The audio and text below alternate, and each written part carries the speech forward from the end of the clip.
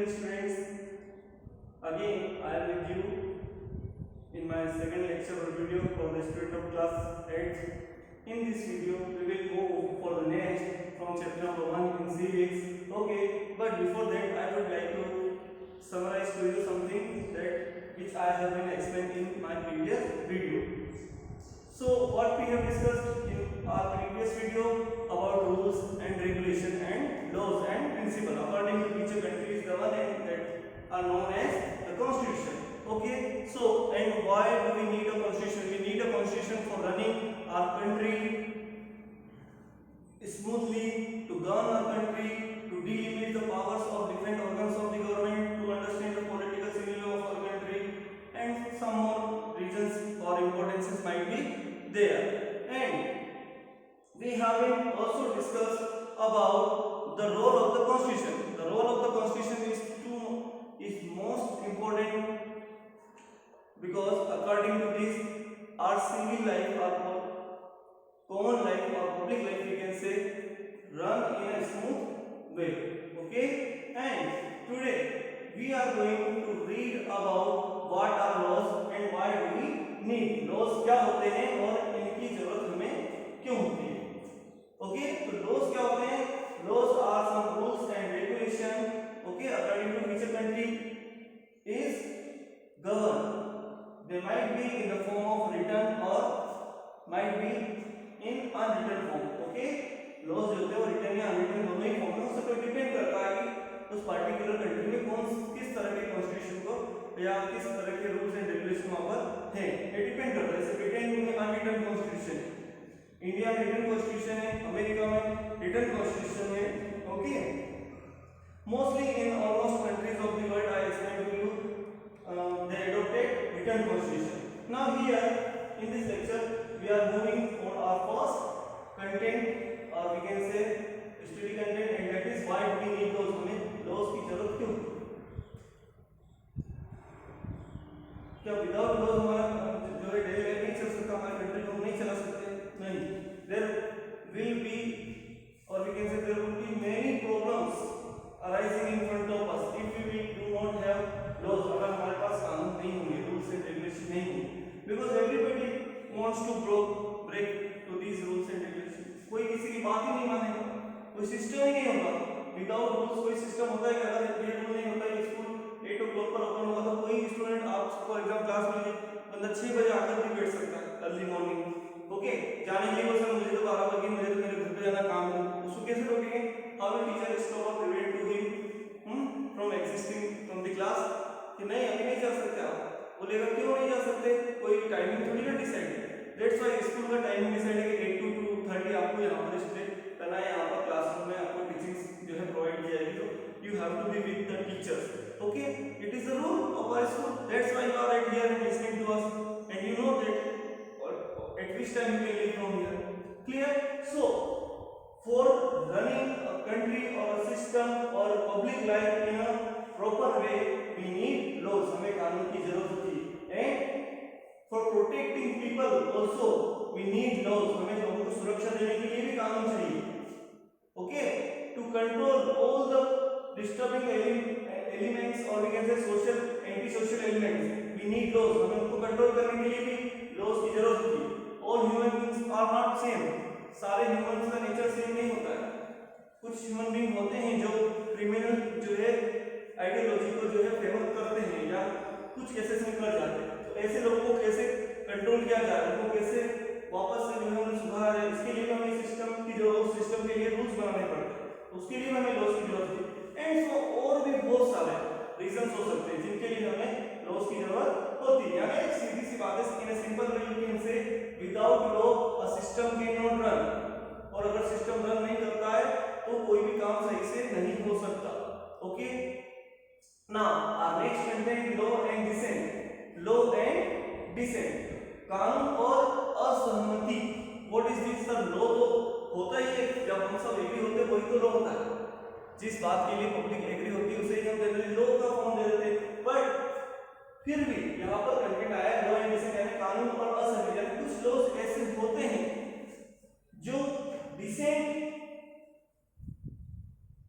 को कवर करते हैं. कह सकते हैं पब्लिक जिनको लेकर एग्री नहीं होती है, instead of it doesn't matter they are caused by our legislature, कि वो लॉ हमारे लेजिस्लेचर ने यानी विधायिका ने बनाए, हमारे कानून निर्माताओं ने, लॉ मेकर्स ने बनाए, बट इंस्टेड ऑफ दैट, भले ही उन्होंने बनाया, देयर माइट बी डिसेंट, वहां असहमति हो सकती है उस पर्टिकुलर लॉ को लेकर।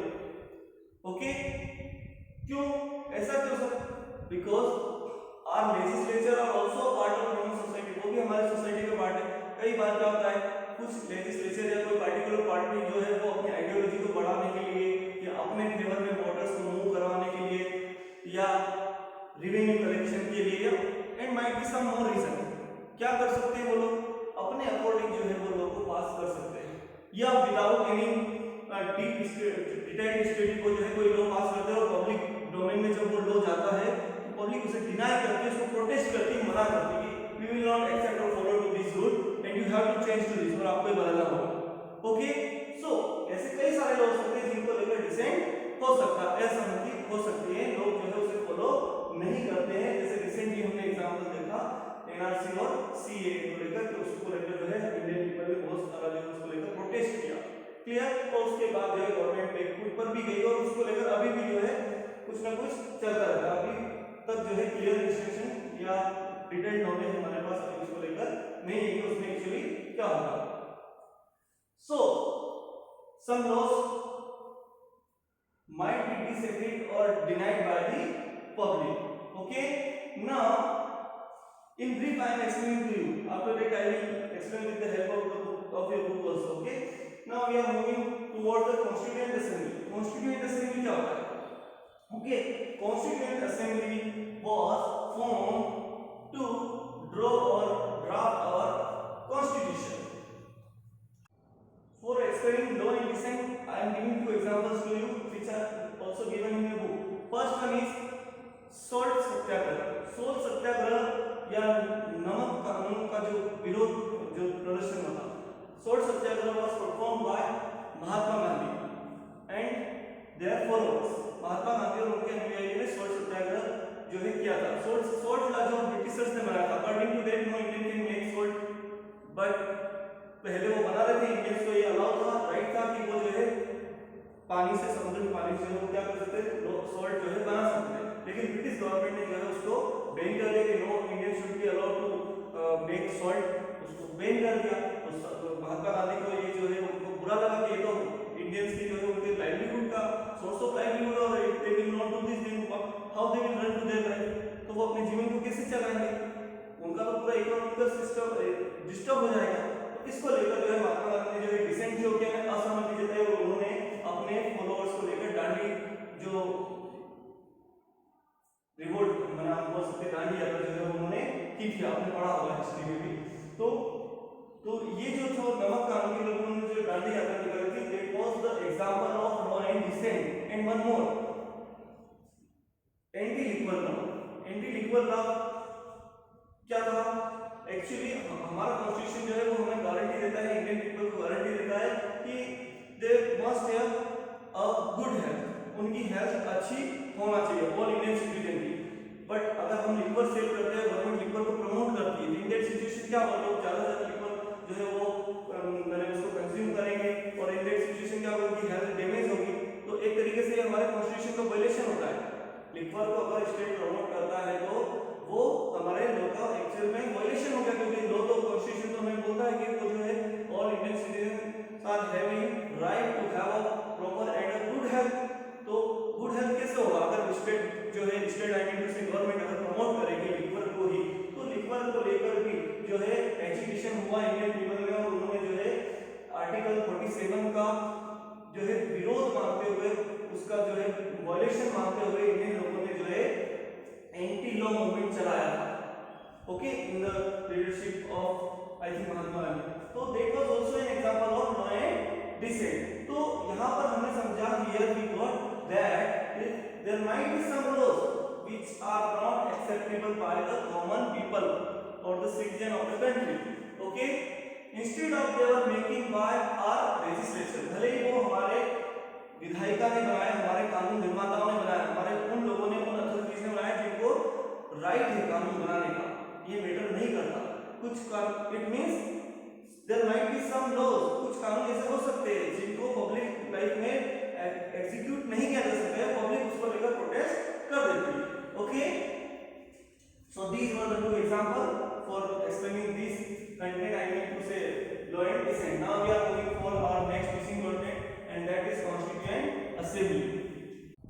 Here in your book a case study is also given for your study that in what manner people of Uttar Pradesh opposed regarding to the or protest towards the liquor shops. उन्होंने शराब दुकानों के प्रति जो है कैसे अपना विरोध दर्ज कराया और कैसे उन्हें इसमें जो है सक्सेस मिला और क्या हुआ, आप इसको जो है रीड करेंगे।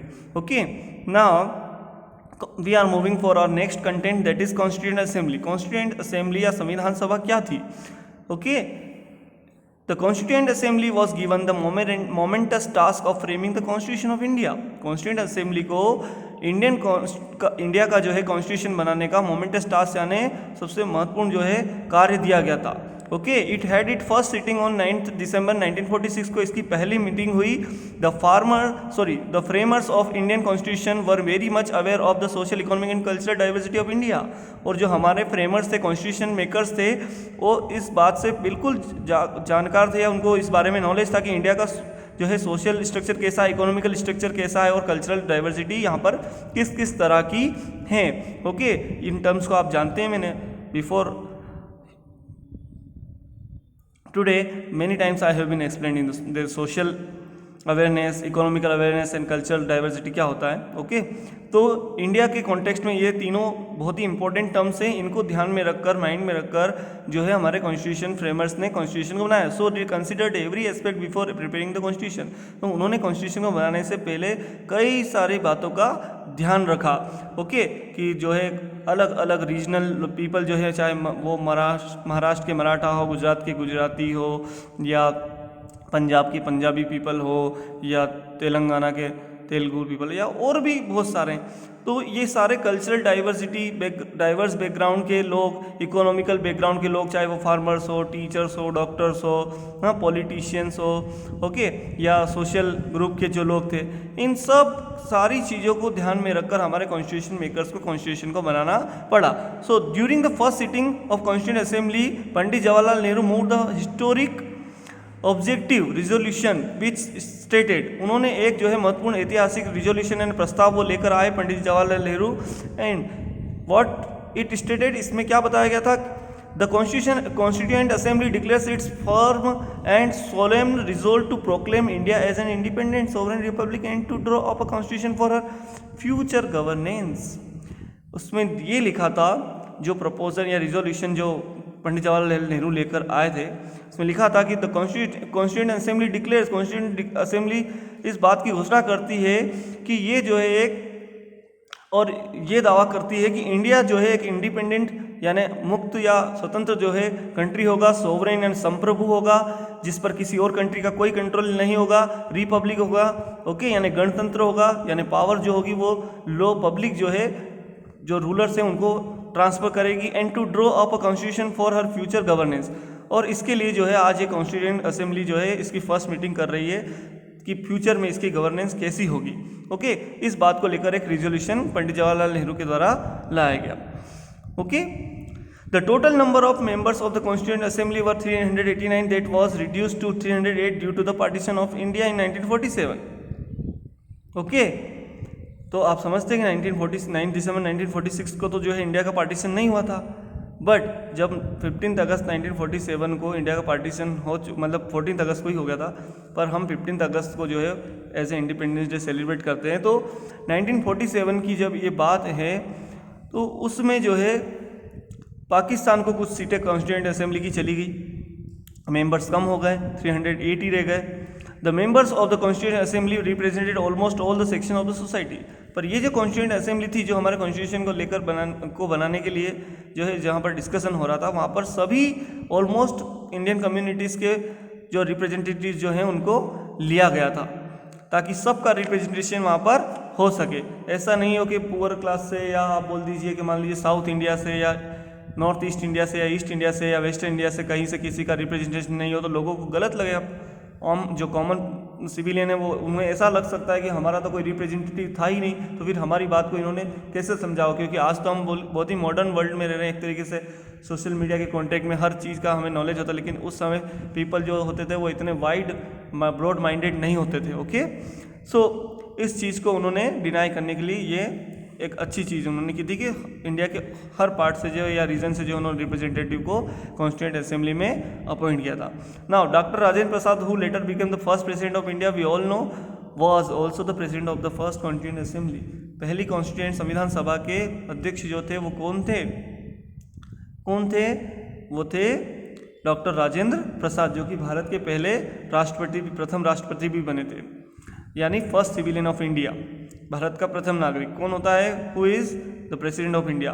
फिर preparing the draft and implementation of constitution, किस तरह से ड्राफ्ट प्रिपेयर हुआ और उसका इम्प्लीमेंटेशन है उसको कैसे लागू किया गया। You have to read to this para. चलिए रीड कर लीजिए। The responsibility of making the constitution was given to the drafting committee. Constituent assembly ने एक ड्राफ्टिंग कमेटी बनाई under the chairmanship of doctor Bhimrao Ambedkar. Constituent assembly का आप आज की पार्लियामेंट समझ लीजिए। Okay, clear. तो एक जैसे आज की पार्लियामेंट में बहुत सारे कमिटीज़ होती हैं, ऐसे ही एक जो है ड्राफ्टिंग कमीशन जो है ड्राफ्टिंग कमेटी बनाई गई थी, जिसके चेयरपर्सन जो है BR अम्बेडकर को बनाया गया। उनके लीडरशिप में ड्राफ्टिंग कमेटी जो है काम कर रही थी कॉन्स्टिट्यूएंट असेंबली के लिए, जो है कॉन्स्टिट्यूशन बनाने के लिए या इंडिया के लिए कॉन्स्टिट्यूशन बनाने। इसमें जो है और कौन थे? एन गोपाला स्वामी अयंगर थे, Krishna Swami Iyer, Syed Mohammad Saadulla and KM Munshi were among the prominent members of this committee. इस कमेटी के खास मेंबर थे, माने महत्वपूर्ण सदस्य थे, बाकी और भी बहुत सारे थे। और कितने थे हमने पढ़ा ना? 308। Okay, how many were there after the partition of India? 308। Now the committee took nearly 6 month to prepare its first draft. इसने अपना पहला ड्राफ्ट जो है 6 महीने में बनाया लगभग, विच वॉज पब्लिश्ड ऑन 20 फरवरी 1940, जो कि 20 फरवरी 1948 को पब्लिश किया गया। This draft was later discussed in the constituent assembly. इस ड्राफ्ट पर बाद में डिस्कस किया गया, जिसे आज डिस्कस किया जाता है। कोई भी लॉ बनाया जाता है तो उसका ड्राफ्ट पहले बनाकर पार्लियामेंट के दोनों हाउस में जो है उस पर डिस्कस करवाया जाए। इन द सेम मैनर उस समय भी ऐसा कॉन्स्टिट्यूएंट असेंबली में किया गया। The constituent assembly took 2 years to 11 month and 18 days। 2 साल 11 महीने और 18 दिन का समय इसने लिया हमारे कॉन्स्टिट्यूशन को बनाने के लिए। और finally the draft to the constitution was passed, और हमारे कॉन्स्टिट्यूशन का जो ये ड्राफ्ट था, मसौदा जो था, वो पास कर दिया गया, लागू कर हमारी जो कॉन्स्टिट्यूशन असेंबली थी उसने 26 नवंबर 1949 को। और इस दिन हम कॉन्स्टिट्यूशन डे मनाते हैं। And sign by doctor Rajendra Prasad, जो कि उस समय के जो मैंने क्या थे, कॉन्स्टिट्यूशन असेंबली के हेड थे या चेयरपर्सन थे। तो डॉक्टर राजेंद्र प्रसाद ने जो है, यानी आज जो ये काम कौन करता है? प्रेसिडेंट ऑफ इंडिया करता है। तो डॉक्टर राजेंद्र प्रसाद ने उसको साइन कर दिया, the first president of India, जो कि इंडिया के पहले प्रेसिडेंट। और आपको पता है जिस दिन प्रेसिडेंट किसी लॉ को साइन कर देता है, पार्टिकुलर डेट उसमें मेंशन कर देता है, उस दिन से वो लॉ जो है एप्लीकेबल माना जाता है कंट्री के अंदर। When the constitution was passed it had 395 articles. इतने आर्टिकल उसमें थे, 395 आर्टिकल जब कॉन्स्टिट्यूशन को पास किया गया। एंड 8 शेड्यूल, और 8 अनुसूचियाँ थी एट प्रेजेंट। और आज कितने हैं? It has 444 articles. आज इतने आर्टिकल है हमारे कॉन्स्टिट्यूशन में, 444 एंड 12 शेड्यूल और 12 अनुसूचियाँ हो गई। It has the largest written constitution in the world. और इंडिया का जो कॉन्स्टिट्यूशन है, इंडियन कॉन्स्टिट्यूशन जो है, it is the largest constitution of the, दुनिया का सबसे बड़ा संविधान है हमारे देश का। और सबसे फर्स्ट रिटन कॉन्स्टिट्यूशन कौन से कंट्री का है? अमेरिका का है। ओके, तो I hope you got the knowledge regarding to the constituent assembly and with the same. और उसके साथ ही साथ आपने इंडियन पार्लियामेंट के बारे में भी थोड़ा बहुत जाना है। Thank you.